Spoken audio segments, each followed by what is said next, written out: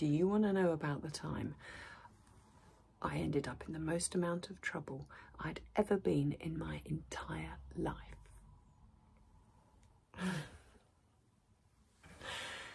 Many years ago, I was 8 or 9, and my dad,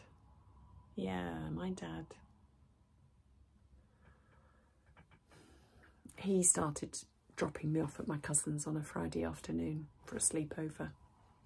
When he came and picked me up on a Saturday afternoon, he was like a completely different person, laughing, cracking jokes. I even caught him singing and dancing in the kitchen. And if you knew my dad, you'd know how unlikely that was. I had no idea why he was so happy. But eventually he told me. He started dating somebody. And he asked me if it would be okay if her and her son could come over at the weekend to meet me. Now, I'd seen enough family movies to know that this probably wasn't good. The single parent falls madly in love with the stranger. The stranger turns out to be the most evilest fucking person in the whole world. The stranger hates the kid. Not only that, the stranger just wants to marry the kid's single parent so she can get into the house and steal all the family inheritance and heirlooms and all that shit.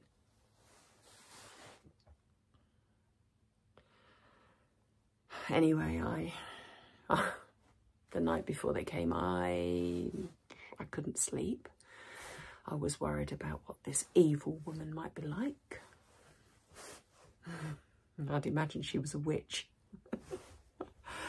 Tall, dark hair, long black dress, and a kid. Gross fat bully of a kid. Well, they were always like that in the movies, weren't they? But how did these movies always resolve themselves? With a series of booby traps expertly executed by the kid. So, in an effort to scare this woman off and to stop her from stealing my dad from me, I decided to make my own booby trap.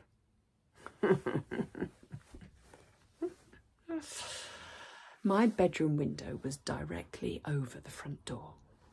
Perfect place to put a bucket on the window and just push it out all over this evil woman before she even had a chance to get into the house.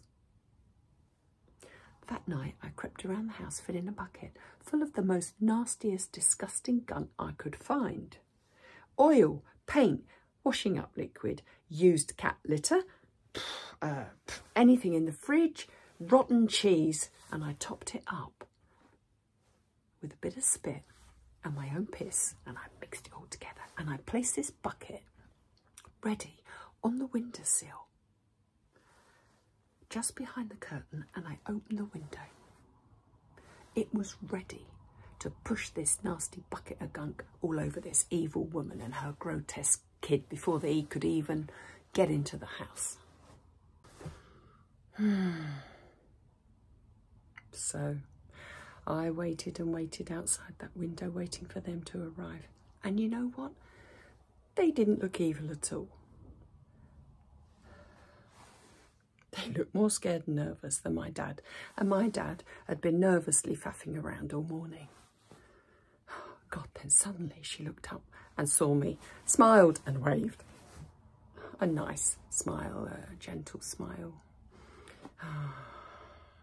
She looked just like any of my mates' mums, and her son, well, he looked smaller and younger than me anyway. But I figured this might all be part of a cunning plan to deceive me. But at least I should give them the benefit of the doubt. I could always dump the bucket of doom on top of them when they left if they were horrible.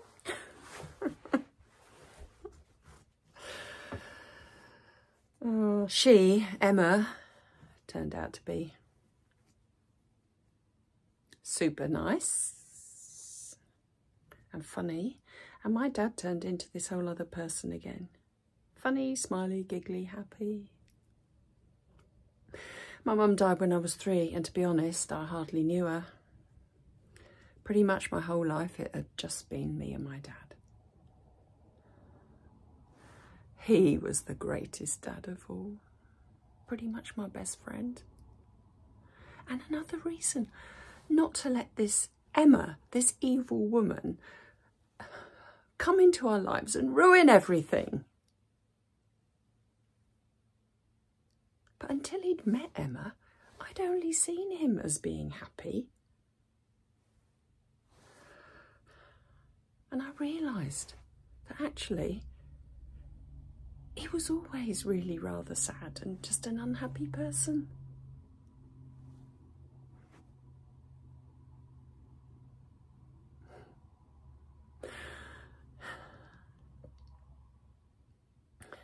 It was nice to see him smile again, I guess.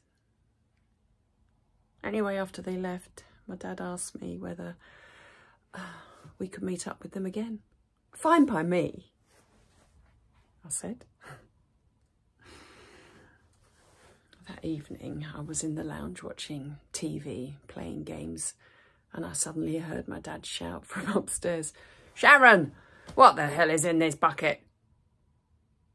Oops, I'd forgotten all about the bucket on the windowsill. He'd been in my bedroom closing my curtains, and the bucket had tipped over, all over him, and the contents spilled onto the carpet.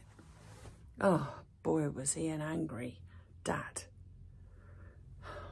Never been in so much trouble in my life since.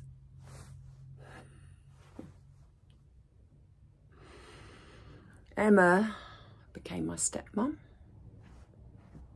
which was fine. Don't know what happened to the son, Simon.